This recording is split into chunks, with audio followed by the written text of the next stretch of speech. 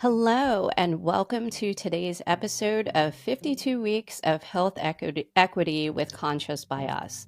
I am your host, Tahisha, and over the course of 52 weeks, we're going to be spending some time talking with a variety of guests and thought leaders on the topic of equity, and wellness. Today, I have with me Chelsea Dade, a health communication and advocacy professional based in the greater Washington, D.C. area. So, Chelsea, I know you can introduce yourself so much better than I can. So, I'm going to turn it over to you so you can tell us who you are. Thank you, Tahisha. Yes, I'm so excited to be speaking with you today, Chelsea Dade. And yes, I am a health communications and advocacy professional. I'm the creator and executive director of Communicate for Health Justice, which is a Black woman owned, millennial driven communications platform that's mixing equity and social justice concepts into a very little known field called health communication, which basically is just the process and study and art of creating messaging for different audiences on different platforms, and how do we make that equitable. Awesome, awesome. So I am going to be like the general public. I'm gonna be my mom in the room, right? So she would say, don't we already have health communication? Like, I get communication from my doctor all the time. Why is this important? Mhm. Why is this idea worth sharing? hmm Yeah, and I do agree with your mom in that case. We've always had, health communication. The field itself is relatively new. I would say within like 25 years, and it's a subfield of public health and healthcare. And so over time, schools of thought have created degree programs to specialize specifically in this space, because I think what they found is that there isn't always a lot of attention on the communication aspects of healthcare. So while we might do it, we don't necessarily study it enough, and how to make it better. And so for me, when I was in school for this in 2017, I found it so creative, and I am, an artist by trade. I studied the performing arts my whole life, and I found this field so interesting and creative, and that's why I wanted to be involved in it. And I happen to be a millennial, so I said, okay, well, let me just try to bring a millennial spin on it, and that's kind of how it came to be.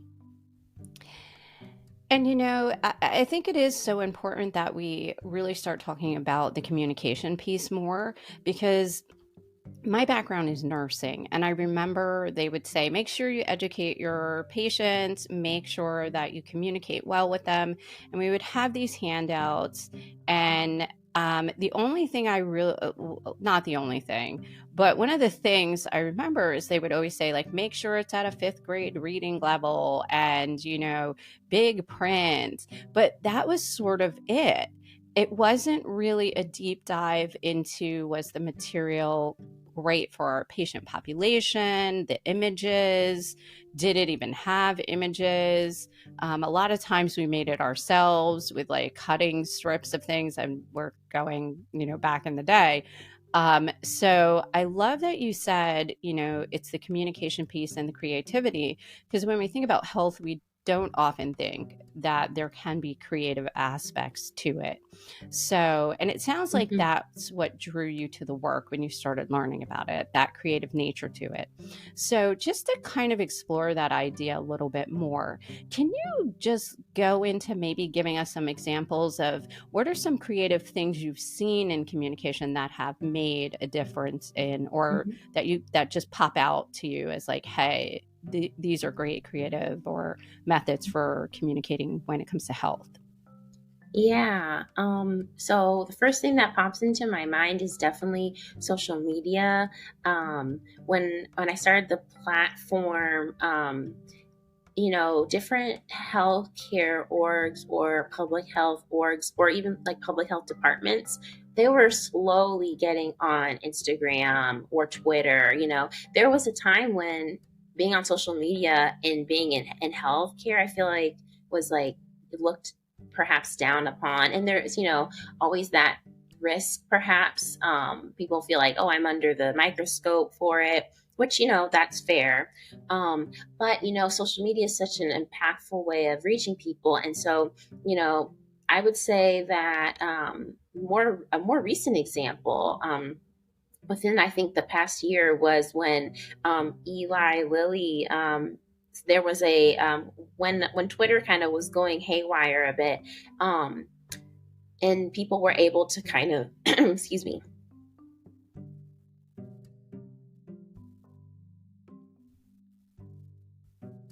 people were able to like replicate different Twitter profiles. Someone replicated Eli Lilly's profile and said that insulin would be totally free.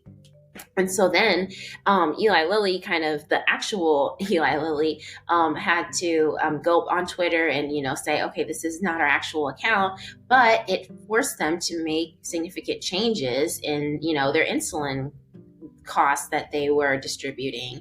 And so that was through the power of social media, people power, calling for change on Twitter and on other platforms to improve, access to something that is life saving, which is insulin. So there's real examples that we see every day. I would also say I was actually a part of a communications campaign outside of Communicate for Health Justice.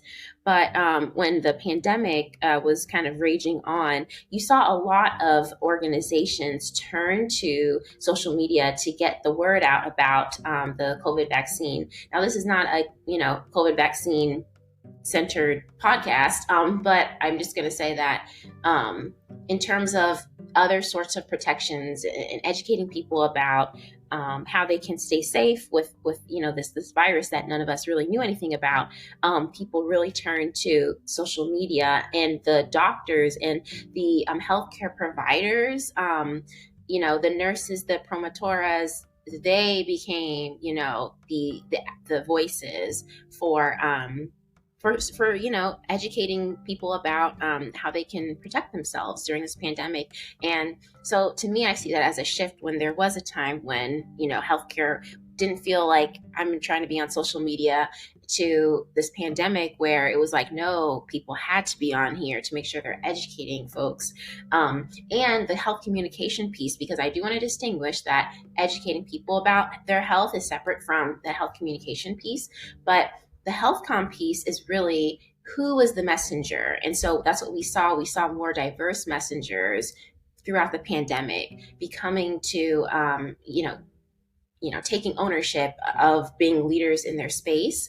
And that makes a difference for how people want to even access our healthcare system, which can be incredibly, of course, stigmatizing for people of color and other marginalized communities. So I would say the pandemic, and then, that Eli Lilly example, just two that show the power really of social media. And that's a huge base for Communicate for Health Justice. Yeah. And I wasn't even, I love how you went to social media. I'm on social media, but it's still awkward to me. I'm a Gen Xer. So like tech, media, that stuff is familiar, but it's still not my first go-to, right? Not as bad as my dad who will grab the newspaper, but social media really is instant, right? So you can put something out there and instantaneously you're communicating something out into the environment. And you made me think about something. Mm-hmm. Years ago, I had thought, why aren't more companies using social media the way that my teens were using social media to communicate, to spread ideas, it was sort of like a weed, right? Like you could Mm-hmm. socialize this idea. And I thought, why aren't the companies that I'm working at doing these type of things? And now you're seeing more of that. And I loved that you talked about how healthcare, this could be the way to reach people. We have approached a lot of healthcare as the realm of those who are older, that people aging are the ones who are going to need healthcare, or people with chronic illnesses. But we understand a little better now that prevention is the key to really living a healthy life. So how do you get people who are not in the doctor's office for some type of medical issue to prevent, which is what a vaccine really is, right? So this is how we probably need to reach people in different ways so that they can have the same type of equitable practice. So I talked a little bit about how it impacts health. You gave some examples. So where do you think we really need to work on reducing barriers and improving our ability to communicate with those who, like I said, not necessarily sitting in the health area, but who need to get this information? What are some barriers that you see out there? Yeah. Firstly, the lack of trust. I think the lack of trust with between, I will probably firstly say, people of color, and then I'll also say, you know, Black folks in our healthcare system. The lack of trust is very warranted, and it goes beyond, of course, as you know, the Tuskegee. Well, really, the what's the correct wording? It's really technically the CDC, U.S. prevention something study at Tuskegee. So even the framing there, we frame it as the Tuskegee study, but it was not necessarily led by Tuskegee. It was just at Tuskegee, and it was led by the federal government. And it went all the way up to the 80s. I don't think everyone understands that, so so the history's pretty recent. I think,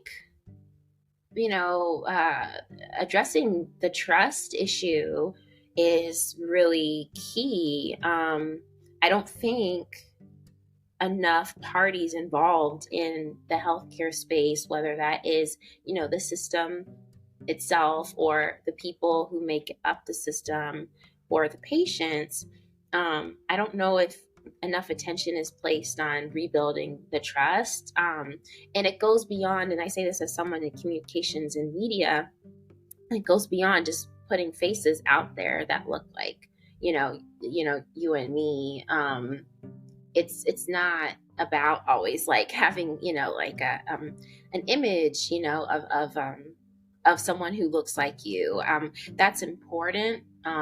But what are the words that, go along with that image? And that's what I try to address. Like we Communicate for Health Justice, we've talked about this concept of digital blackface, which essentially is putting out images of Black people across your own advertising, but it might not be a direct reflection of who makes up your own team. It might not be a reflection of the leadership on your team, or even the partners that you work with. So it's kind of like a presentation that might not be accurate, and we see it across all different fields. But specifically, I think in like this health space. It's hard for some people to kind of look within, because I think people go in, of course, with good intentions. I think no one's trying to go in here. Well, I don't want to speak for everybody, but I don't think most people go into this space trying to hurt anybody. But we still need to understand that we all have our internal biases, and we need to work through them before trying to help or heal others, whether that is through direct service, direct clinical care, or by creating communications around it. I believe as someone in communications, you can still hurt someone if you don't do it properly. Maybe you're not directly with that person, but sometimes those images, if stereotypical or harmful, can kind of stick with you. This is not a health example, but I remember H&M has had a lot of mistakes when it comes to their advertising. There was one moment where they had like a child in something around like a monkey suit, and there was something stereotypical about it. And that's just one example. They've had several, but that sticks with me. And that was years ago. That was like maybe 2011 or something. So, you know, yeah, I think that we just need to look inward more. We need to do a lot more community sensing sessions before we kind of jump into working in communities. And there are a lot of great leaders who are leading these efforts. A lot of them, to be totally honest, are Black women.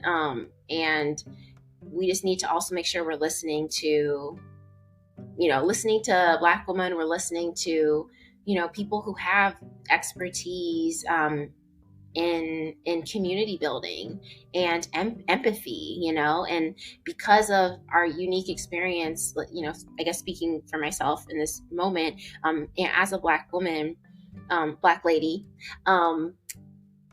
we lie at the intersections of gender and race, and it really changes your viewpoint, and I think it does make you very empathetic.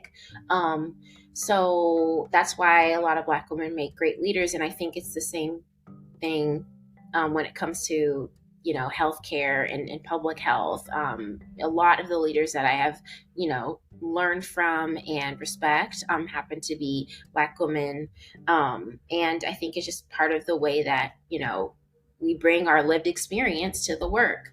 So I think it starts with the trust and rebuilding that trust.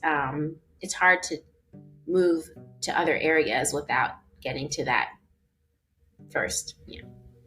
Yeah, and trust is so important, especially with health issues, right? In healthcare.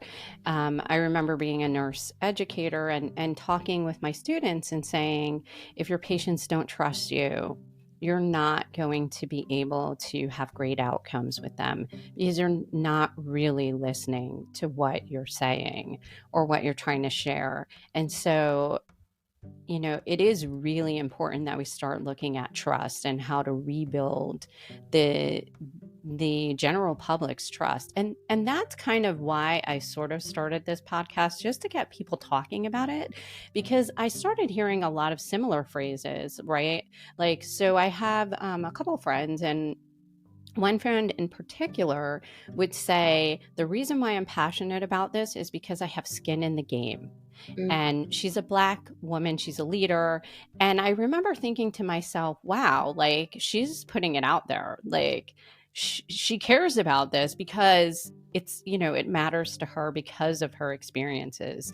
And I think so many of us, Black, white, Hispanic, wherever you come from, what motivates us is what matters to us. And how can we rebuild trust if we don't also kind of lean into gaining experiences from the communities? Like, what do they want instead of staying in paternalism, which is where healthcare has been a long time?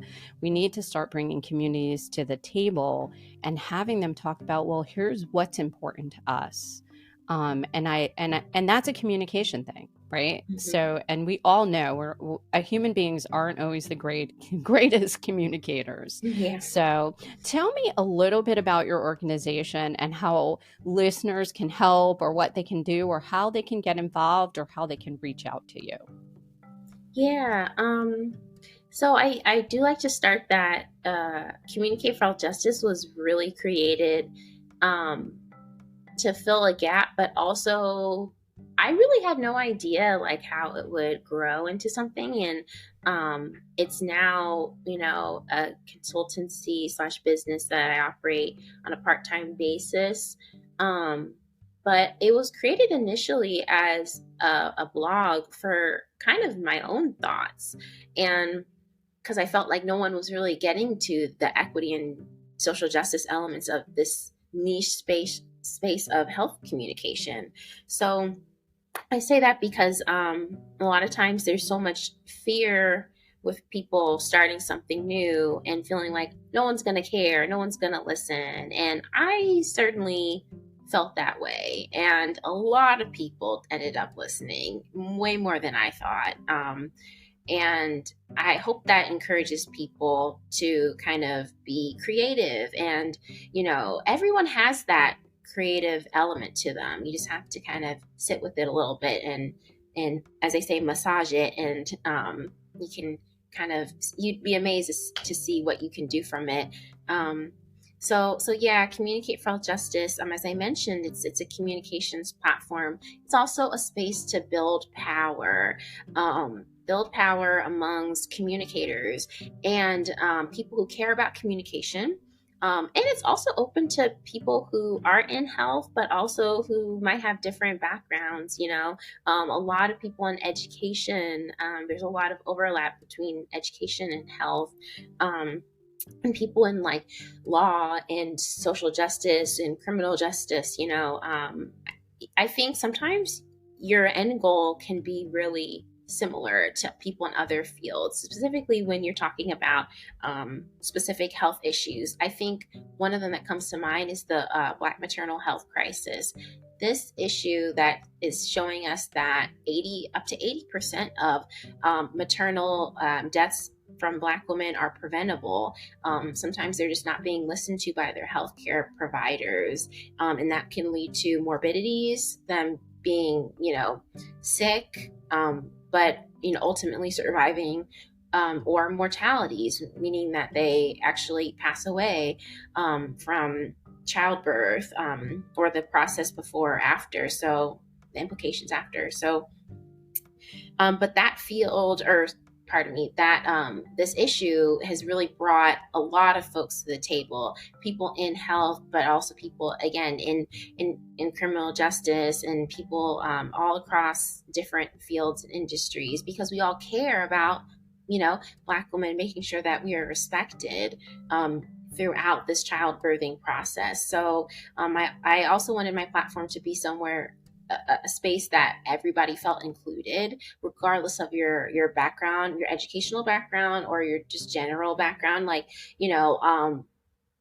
Communicate for All Justice supporters are very diverse, and I love that, because I'm very, staunch about like who I am as a Black lady in this space, and people across all different backgrounds respect that, and I appreciate that so very much. So, yeah, people can always get involved. The blog itself, as part of Communicate for All Justice, is always open to entries. The only ask is that we work together, you and me, to really identify the communication barrier or gap within the topic that you'd like to discuss. So, for example, if you want to talk about, breast cancer awareness, thinking critically about, okay, what's not being said about this issue, and maybe what is being said, but maybe it's a misconception, maybe it's a miscommunication. So we'll work together on that. But I definitely invite people to join and contribute on the blog. We often have events as well on Instagram, normally Instagram Live. And this year in 2023, I'm trying to do more research reports that look at what we have done in the past and going forward. So there's lots of ways to get involved, and I really do welcome people to participate. And yeah, the best way to reach me is probably just through Instagram instead of DM. Awesome. Awesome. Thank you so much, Chelsea, for being here today. We will have, so listeners will have on our page some links on how to get to the Instagram Chelsea is referring to if you want to participate, if you just want to learn more. Chelsea didn't say this, but when I was poking around on your information out there, I saw some awards out there from some places. Health Equity Institute, is that where it's Yeah. from? So, collaborate. We are about community building. We want people to, really embrace the idea of access and equity when it comes to health. So, thank you so much for being here. Thank And, you. I appreciate you so much. And listeners, please check out the Instagram Thank you.